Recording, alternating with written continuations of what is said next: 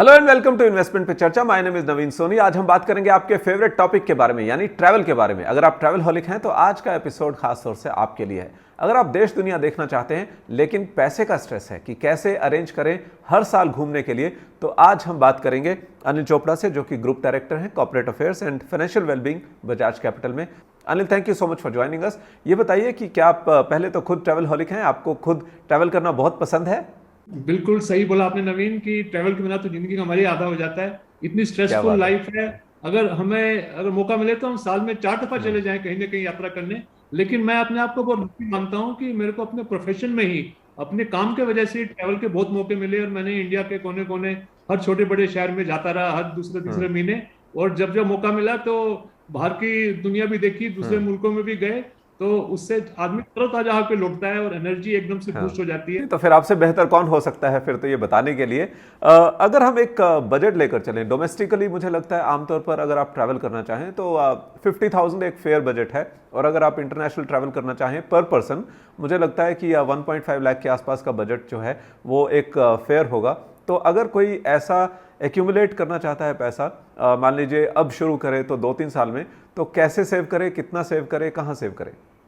ये जो गोल है जिसकी हम बात कर रहे हैं आज की, ट्रैवल पे जाना है, यात्रा पे निकलना है, और ये अगर 3 साल के बाद ही आने वाला है, तो इक्विटी तो हम नहीं सजेस्ट करेंगे। लेकिन एक और कैटेगरी है जो कि इसके लिए बहुत ही उपयुक्त है, एकदम अप्रोप्रिएट है। तो आप बैलेंस एडवांटेज फंड्स में अगर आप 1200-1250 रुपए की भी मंथली सिप करते हैं तो 3 साल में आपके पास 50,000 रुपए के तकरीबन जमा हो जाएंगे। ओके। और फिर आप आराम से अपनी पसंद की जो भी हिल स्टेशन जाना है, या आपने सी बीच पे जाना है, गोवा जाना है, शिमला जाना है, आप तय करके जा सकते हैं। हाँ, लेकिन अगर आपको हर साल 50,000 रुपए चाहिए तो बिल्कुल। याद रहे कि आपको फिर हर साल एक नई सिप स्टार्ट करनी पड़ेगी 1250 रुपए की। अगर किसी को इंटरनेशनल ट्रैवल करना है तो उसके लिए आप क्या सेविंग की सलाह देंगे?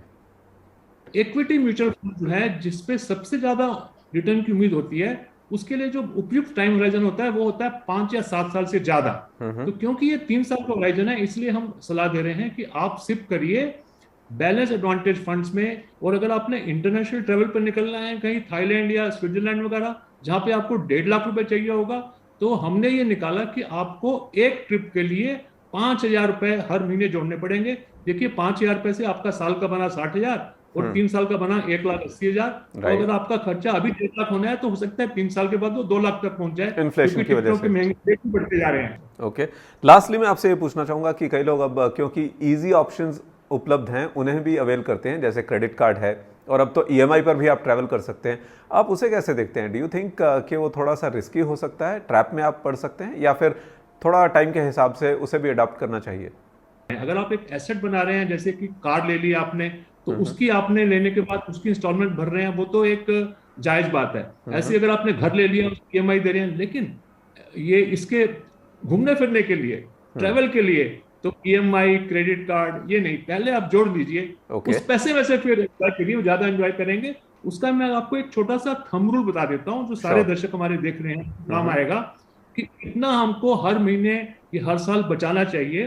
उसका उत्तर यह है कि आपको अपने पैकेज का मिनिमम 30%, 30% आपको जरूर बचाना चाहिए। चाहे आपकी सैलरी 50,000 रुपए महीने की है, या 1 लाख रुपए महीने की, या 2 लाख रुपए महीने की है, उससे फर्क नहीं पड़ता। जो भी आपकी आमदनी है, जो भी आपका पे पैकेज है, जो भी आपकी सीटीसी है, उसका 30%, वो भी ग्रॉस का। तो ओके। यहाँ पे मैं क्लियर कर दूं, लोग ये गलती कर जाते हैं कि अगर सैलरी 1 लाख रुपए है, बैंक में कटा के 70,000 रुपए आते हैं, तो जो 30% है वो 70,000 का नहीं बचाना है, वो 1 लाख ओके। का बचाना है। पहले 1 लाख में से 30,000 बचाइए, फिर बाकी 70,000 में से अपनी ईएमआई पे करिए, बच्चों की ट्यूशन फी भरिए, इनकम टैक्स पे करिए। तो ये बहुत इंपॉर्टेंट है। ऐसे करके जब आप छुट्टियों पे जाएंगे तो आपका मजा डबल हो जाएगा, कि आपको ये नहीं टेंशन होगी कि वापस जाने के बाद अभी ईएमआई भी भरनी है, अभी हमने इंस्टॉलमेंट भी भरनी है। आप पहले जोड़ा हुआ है आपने, उसको करेक्ट। खर्च कर रहे हो आप। तो ये होगी स्ट्रेस फ्री ट्रैवल और इसको आप रियली एंजॉय कर पाएंगे। But thank you so much आपका आज हमारे शो में ज्वाइन करने के लिए और हमारे धन्यवाद। दर्शकों को बताने के लिए कि कैसे वो स्ट्रेस फ्री ट्रैवल कर सकते हैं। तो आज के शो को हम यहीं वाइंड अप करेंगे, लेकिन अगर आपके कोई सजेशंस हैं या फीडबैक हैं तो हमें लिखिए। ईमेल आईडी आपकी स्क्रीन पर है। This is Naveen Soni, your host, saying bye bye. Thank you so much for watching. Mutual fund investments are subject to market risks. Read all scheme-related documents carefully. Mutual fund निवेश बाजार के जोखिमों के अधीन है। स्कीम संबंधी सभी दस्तावेजों को ध्यान से पढ़ें।